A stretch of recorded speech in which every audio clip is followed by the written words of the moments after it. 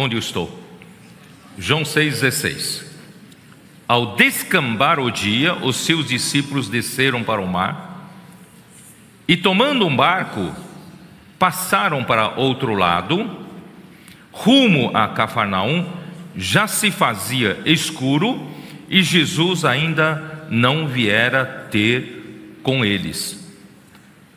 O lugar onde aconteceu a multiplicação dos pães era perto de Tiberíades. Você vai dizer, mas, né? Está no versículo 23. Dê uma olhada no 23. Entretanto, outros barquinhos chegaram de Tiberíades, perto do lugar onde comeram pão, tendo o Senhor dado graça. Então, onde foi feita a multiplicação dos pães foi perto de Tiberíades. Eu já expliquei, irmãos, que Tiberíades, né, era uma cidade que o rei Herodes construiu e deu o nome de Tiberíades em honra ao imperador Tibério, tá? Então, tanto é que o mar da Galileia se tornou também o mar de Tiberíades, tá? Então, ao cair da tarde, né, naquele dia, então, Jesus não tinha vindo e Jesus ordenou que eles partissem, né, de barco sem Jesus. Vamos olhar para o mesmo episódio em Mateus 14. Dê uma olhada em Mateus 14. Mateus 14, versículo 22.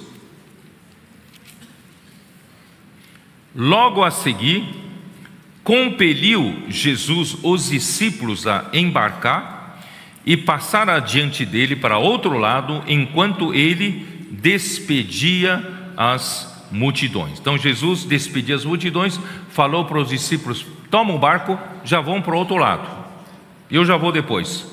Aí, versículo 23, e despedidas as multidões, subiu ao monte. Ele não foi, né, atrás do barco, ele subiu ao monte a fim de orar sozinho.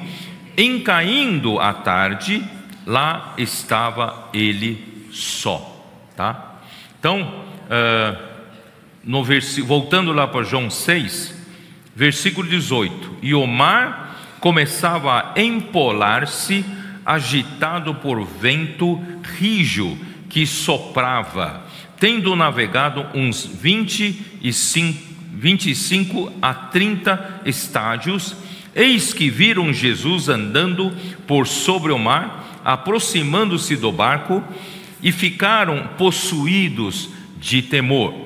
Quer dizer, eles já tinham navegado a uns 25 a 30 estádios, que equivale aproximadamente 5 a 6 quilômetros. 5 a 6 quilômetros, e de repente viram Jesus se aproximando, né? E eles ficaram com medo, claro, ele não estava sobre um barco, ele estava andando sobre o mar, né? E aí Jesus falou o quê? Não se preocupe, né? Sou eu, não temais. E então eles, no versículo 20, né? Mas Jesus lhes disse: sou eu, não temais. Então eles de bom grado o receberam, e logo o barco chegou ao seu destino. Bom, o que quer dizer isso? Qual o significado disso todo? O mar representa o mundo dominado pelos principados e potestades liderados por Satanás. Esse mundo é organizado em hierarquia. Essa autoridade angelical é organizada por hierarquia, né, angelical. Eles formam dominadores desse sistema mundial das trevas, né? Formam as forças espirituais do mal nas regiões celestes. Isso está em Efésios 6:12. Podem dar uma olhada lá. Efésios 6:12.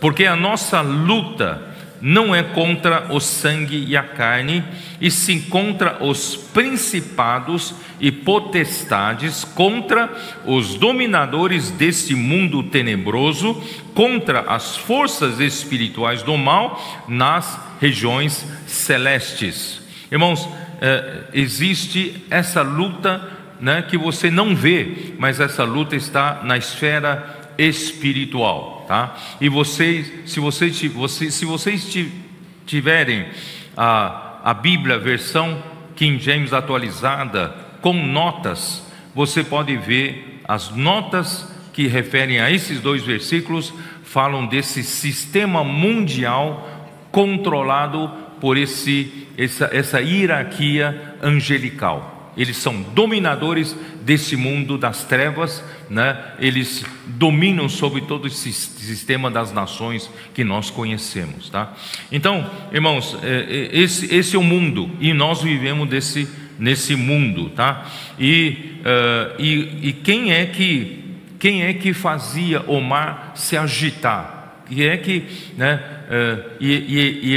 Eu quero dizer para vocês que o barco refere-se à igreja. O barco é a igreja, e o barco está no mundo, mas o barco não faz parte do mundo, não é do mundo, né? Assim como Jesus, eu estou no mundo, não sou do mundo, assim como vós também não sois. Quer dizer, irmão, nós estamos no mundo, mas nós não somos do mundo. O barco está sobre as águas do mar, né? Mas as águas do mar não estão dentro do barco. Se você começar a colocar as águas do mar dentro do barco, esse barco vai afundar. Então não coloque o mundo na igreja, tá? Não coloque as coisas do mundo na igreja. O mundo, né, é o mar, a igreja é o barco. Irmãos, o mundo, né, com o barco tem que atingir o objetivo, tá? Está no mundo, está no mar, mas tem que ir para um destino. Então, com Jesus no barco, nós vamos chegar no destino, tá? Então, enquanto a obra de Deus avança, as forças espirituais do mal intensificam a sua oposição. O barco com os discípulos representa a igreja que vive nesse mundo, porém não pertence ao mundo. Antes, o barco, a igreja, é um instrumento para Deus realizar a sua obra. No entanto, para a igreja cumprir a sua missão sob os ataques do diabo, precisa da presença de Jesus para chegar ao destino. Então, como o mar quer impedir o avanço da igreja? Através das ondas, através da tempestade. E como é que surge tempestade? O vento. Quando o vento, aqui fala vento rígido, não é isso? O vento sopra e o mar se agita. E o mar se agitando, o barco impede o barco de avançar, não é isso? E quem é que agita? Quem que sopra o vento? Quem que agita as ondas, né? Vamos dar uma olhada rápida em Mateus 8. Mateus 8, versículo 26. Eu vou ler desde versículo 23. Então, entrando ele no barco, seus discípulos seguiram. E eis que sobreveio no mar uma grande tempestade, de sorte que o barco era varrido pelas ondas. Então, quando a igreja quer avançar, né, se a igreja não está avançando, irmãos, não preocupa, né, o império das trevas.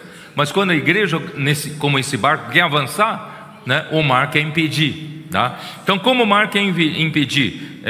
Fazendo com que o barco seja, né, varrido pelas ondas através da tempestade. Entretanto, Jesus dormia. Irmão, Jesus está em outra esfera. Ele está na esfera celestial.